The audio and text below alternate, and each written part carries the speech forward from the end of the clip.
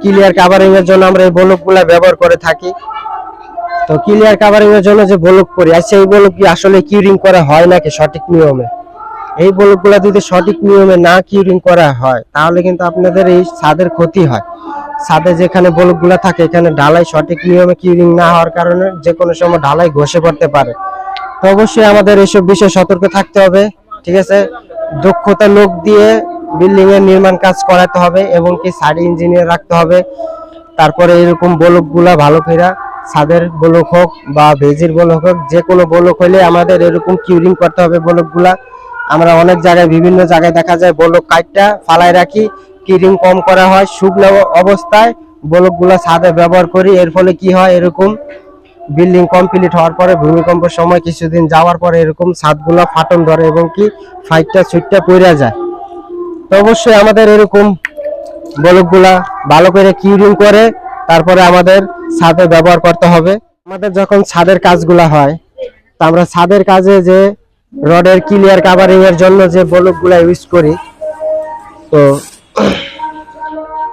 আমাদের যে এই যে বলকগুলা আছে, এই যে বলকগুলা ছাদের কাজের সময় আমরা ইউজ করি বলকগুলা, এই বলকগুলা যদি আপনাদের ভালো করে কিউরিং না হয় তাহলে কিন্তু এই বলকগুলা রডের তলে যে ব্যবহার করা হয় ওই জায়গাটা কিন্তু ঢালাই ড্যামেজ হয়ে যায়, ঠিক আছে। তখন আপনার ঢালাই ভূমিকম্পের সময় ঢালাই যে কোনো সময় মাথায় যেরকম ঘষে পড়তে পারে। তো আমাদেরকে অবশ্যই সতর্ক থাকতে হবে এবং কি কাজের তো অবহেলাতে দূরে থাকতে হবে। কাজে অবহেলা করলেই, ঠিক আছে, এরকম আপনাদের ভূমিকম্পের সময় আস্তর ঢালাই খসে খসে মাথায় পড়তে পারে যে কোনো সময়। তো ছাদের কাজের সময় রডের ক্লিয়ার কাভারিং এর জন্য এই বলকগুলো আমাদের ইম্পর্টেন্ট, ঠিক আছে। এই বলকগুলো আমাদের খুব জরুরি একটা দরকারি জিনিস।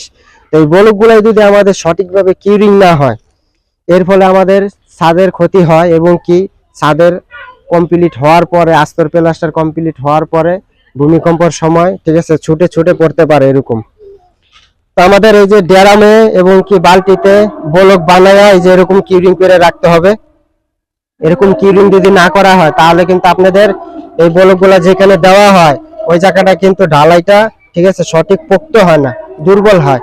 তো আমরা কি করি, বলক কাটার পরে, ঠিক আছে, তারপরের দিন তো আমরা দিনে দুপুরে 2-3 বার করে পানি দেই, ওই পানিতে আসলে সঠিকভাবে কিউরিং হয় না। তো আমাদের এই যে এরকম ড্রাম বালতি যেটাই হোক এরকম বলকগুলা, ঠিক আছে, চুবায় রাখতে হবে, তাহলে আপনাদের বলকগুলা ভরপুর কিউরিং হবে এবং কি ছাদে যখন রড বাইন্ডিং করা হবে তার আগের দিন এই বলকগুলা পানিতে উঠায়া ব্যবহার করতে হবে। তাহলে কি হয়, আপনাদের বলকগুলা পানিতে চুপচুপে হয়ে থাকে, ঠিক আছে, তাহলে আপনাদের ছাদের কোনো ক্ষতি হবে না। আর শুকনা বলক যদি ছাদে লাগানো হয়, শুকনা বলক ছাদে লাগানো হলে কি হয়, আপনার যেখানে বলকগুলা থাকে ওই জায়গাটা ড্যামেজ হয়ে যায়। ড্যামেজ হওয়ার কারণে পরে যে কোনো সময় আপনাদের মাথায় ছুটে পড়তে পারে ওই জায়গাটা ঢালাইটা। তো আমাদের ছাদে যখন আমরা রড বাইন্ডিং করি তখন আমাদের এই যে এই বলকগুলা যে আছে এই বলকগুলা আমাদের খুবই জরুরি। ক্লিয়ার কাভারিং এর জন্য আমরা এই বলকগুলা ব্যবহার করে থাকি। তো ক্লিয়ার কাভারিং এর জন্য যে বলক করি, আচ্ছা এই বলক কি আসলে কিউরিং করা হয় নাকি সঠিক নিয়মে? কিউরিং ছাড়া যদি বলকগুলা ব্যবহার করা হয় ছাদের কাছে তাহলে আপনাদের ঢালাইটা দুর্বল হবে। তো এইসব বিষয়ে অবশ্যই আমাদের সতর্ক থাকতে হবে, ভালো অভিজ্ঞ লোক দিয়ে বিল্ডিং নির্মাণ কাজ করাতে হবে এবং কি সাইড ইঞ্জিনিয়ার রেখে তারপরে কাজগুলা করাতে হবে।